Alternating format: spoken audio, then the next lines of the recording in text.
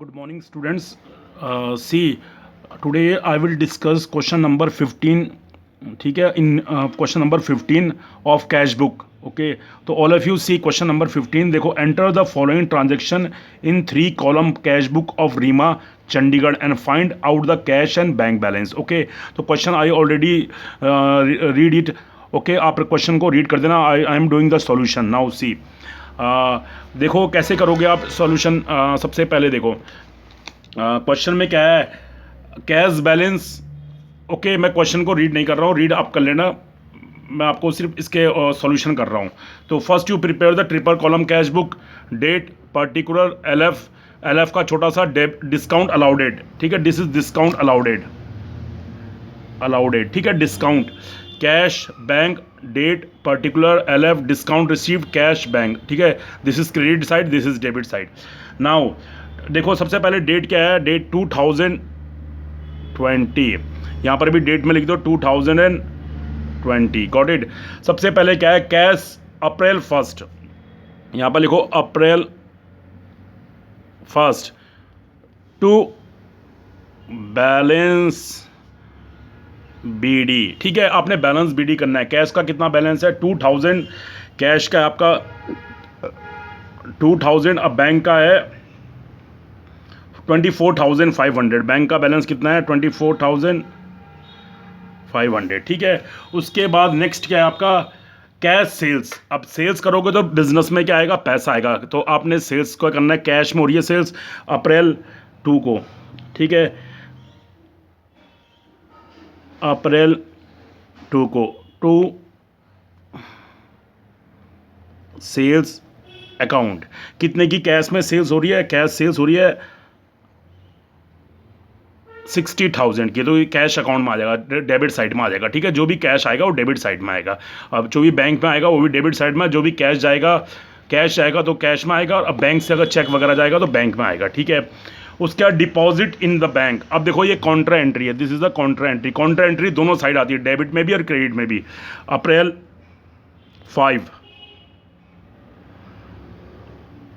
5.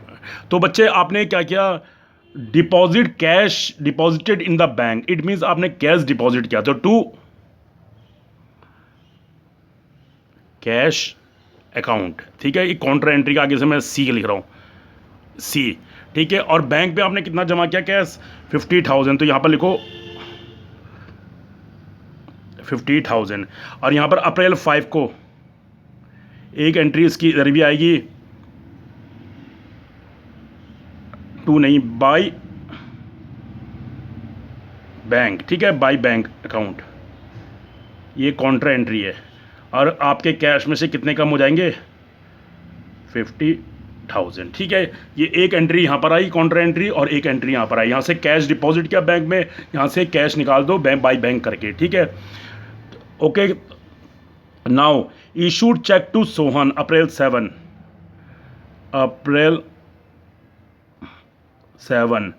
Bye Sohan account. आपने cheque issue किया, तो सोहन को कितने का चेक दिया आपने, राइट ₹10,000. ठीक है, अब आपने सोहन को चेक दिया 10,000 का. Got it. Sold goods for, ठीक है, सोल्ड गुड्स फॉर कैश. फिर से सेल्स हो रही है अप्रैल 9 को टू सेल्स अकाउंट. कितने की कैश में सेल्स हो रही है, sold goods to for cash 10,000 का. तो इसको कैश में लिखना 10,000 की. ठीक है, उसके बाद क्या है बच्चे, नेक्स्ट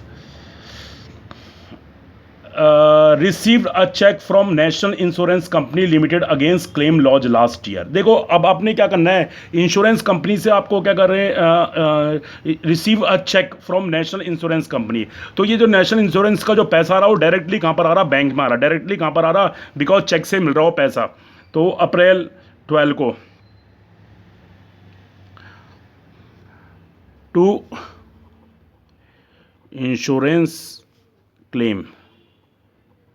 ठीक है, क्लेम लिख देना, क्लेम या इंश्योरेंस कंपनी. ठीक है, कितने का मिल रहा है इंश्योरेंस कंपनी से क्लेम, इससे चेक मिल रहा है आपको 19,000 800 का, ठीक है। ये इंश्योरेंस क्लेम आपको 19,800 का, ठीक है। ये सीधा आपके बैंक में आ जाएगा पैसा।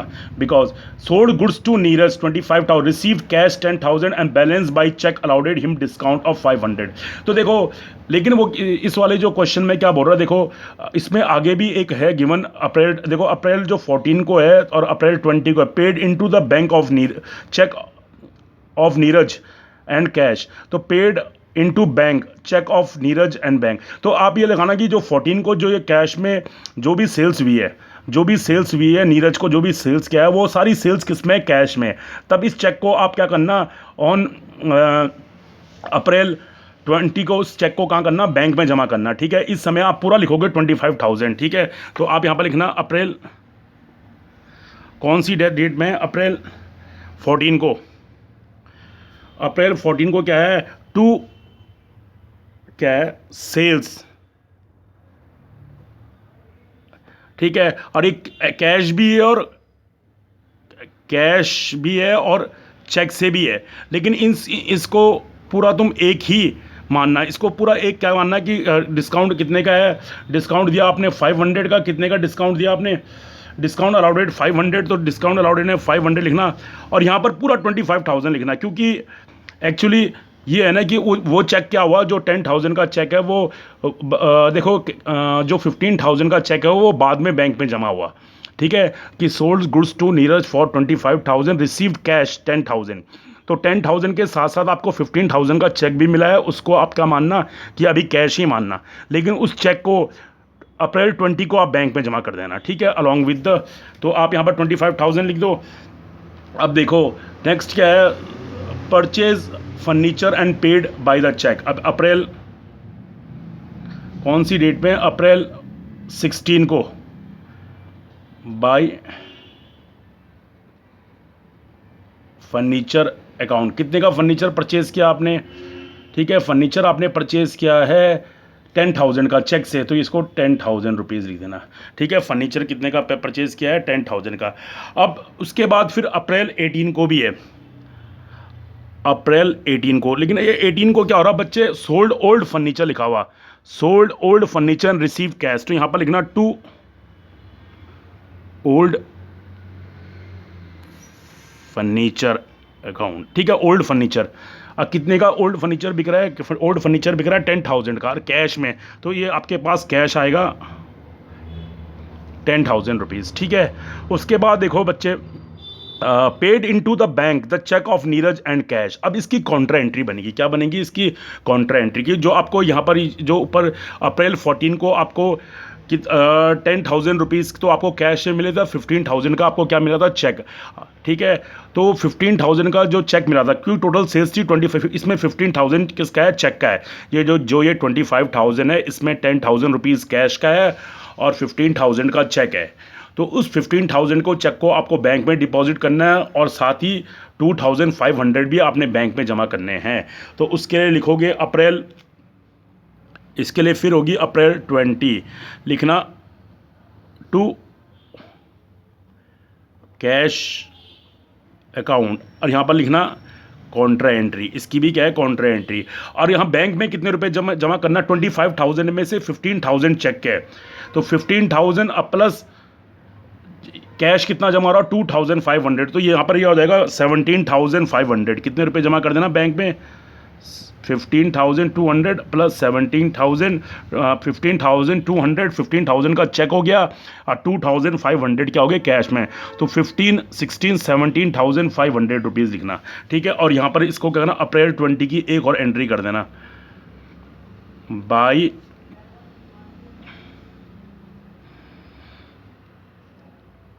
बैंक कॉन्ट्रा एंट्री, और यहाँ पर कितने रुपए जमा कर देना, 17,500, ठीक है। यहाँ पर भी आपने 17,500 जमा करी, यहाँ पर जमा किया, यहाँ पर भी आपने जमा कर दिया, ठीक है, 17,500। नाउ अब क्या है, Suman cheque return on technical ground, paid to Suman by the cheque. अब आपने अप्रैल कब है, अप्रैल 22 को बाय सुमन को आपने, बाई सुमन को कितना पे किया, सुमन को आपने पे किया है 2,500, कितना पे किया आपने 2500, ठीक है, चेक दिया सुमन को। अब वो क्या बोल रहा है, ये चेक क्या हो गया बच्चे, Suman cheque return to on technical ground. अब ये चेक ठीक है, और आपने उसको पे किया है कैश, ठीक है। अब सुमन का अगर चेक अगर क्या होगा, क्या कहते हैं, रिटर्न हो गया, तो इट मीन सुमन का चेक क्या हो गया, डिसऑनर। तो अप्रैल 20 को आप क्या करोगे, अप्रैल 20 को टू सुमन अकाउंट, ये चेक उसका, ये चेक क्या कर दो, डिसऑनर कर दो, जो आपने उसको दिया था। तो इसको आपने 2500, तो यहाँ पर बैंक पे कर दो 2500। ये वाला चेक क्या हो गया, सुमन को आपने पेड किया चेक से, ठीक है, पेड 2500। और इस चेक को क्या कर दो, यहाँ पर क्या कर दो, डिसऑनर कर दो। अब उसको क्या पे करना है, कैश में पे करना है। तो यहाँ पर अप्रैल सेम डेट में 22 में, अप्रैल 20 में, ठीक है, 20 paid to Suman by the cheque. फिर यहाँ पर अप्रैल 22, ये 22 ही को है, ठीक है, ये 26 की एंट्री है बच्चे, 26 की एंट्री है, ठीक है। अब ये 26 को क्या है, Suman cheque return on technical ground, ठीक है। और ये इसको यहाँ पर भी ये 26 की एंट्री है, ये 26 की एंट्री है, ठीक है, ये 26 की है। आपने सुमन को पे किया चेक, ये सुमन का चेक क्या हो गया, डिसऑनर हो गया 2500। अब आपने बाई सुमन अकाउंट, और आपने इसको कैश में पे करना है 2500, ठीक है। अब आपने इसको कैश में पे कर दिया 2500। अब उसके बाद क्या है बच्चे, नेक्स्ट है आपका बैंक चार्ज इट्स कमीशन। अब बैंक ने कितना कमीशन चार्ज किया, 300। अब बैंक ने अगर कमीशन चार्ज किया तो बैंक अप्रैल, कौन सी डेट में है, अप्रैल 28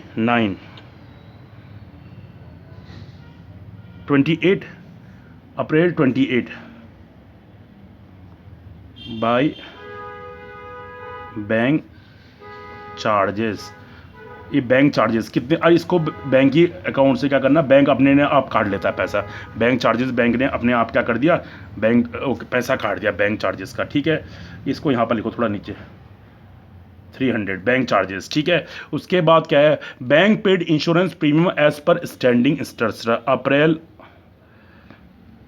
29 को बाय इंश्योरेंस प्रीमियम, ठीक है, इंश्योरेंस प्रीमियम। अब बैंक ने कितने का इंश्योरेंस प्रीमियम क्या है, 2500 का, तो यहाँ पर लिख दो 2500 बैंक ने इंश्योरेंस प्रीमियम पे किया, ठीक है। तो बैंक ने पे किया तो इट मीन्स, ठीक है, स्टैंडिंग इंस्ट्रक्शन। निगम पेड इनटू बैंक डायरेक्टली, निगम ने, ठीक है, रिसीव, ठीक है, अप्रैल कौन सी डेट में, अप्रैल 30 को, अप्रैल 30 को टू निगम अकाउंट। निगम ने आपको डायरेक्टली पेमेंट कर दिया, कितना पेमेंट किया निगम ने, आपको 5000 डायरेक्टली आपके अकाउंट में पे कर दिया, ठीक है। अब निगम ने डायरेक्टली पे कर दिया तो अब ये, अब कुछ नहीं करना है, ठीक है, 2000, 60,000, 10,000, 25,000, ठीक है, ठीक है, उसके 24,500, ठीक है। अब आपने इसको क्या करना है, क्लोज करना है, इसको क्या करना है,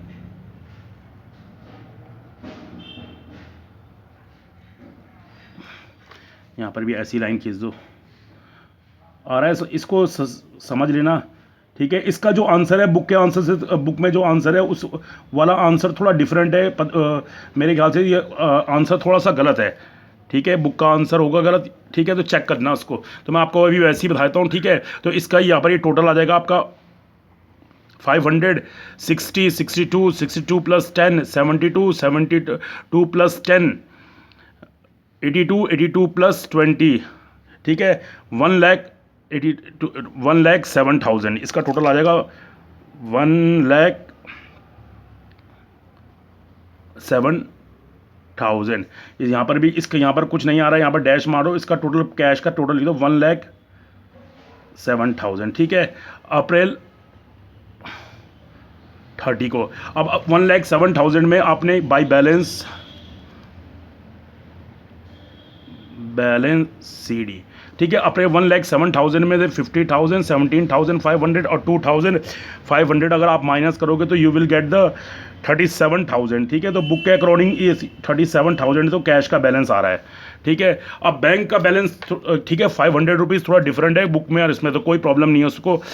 अब आपने इस बैंक का भी ये साइड टोटल करो 24, 50, 19,000, 17,000, 2,500 और 5,000, तो ये टोटल आएगा 1,19,000। ठीक है, 1,00,000 मैं यहाँ पर ले लेता हूँ, इसका टोटल आ रहा है 1,19,300।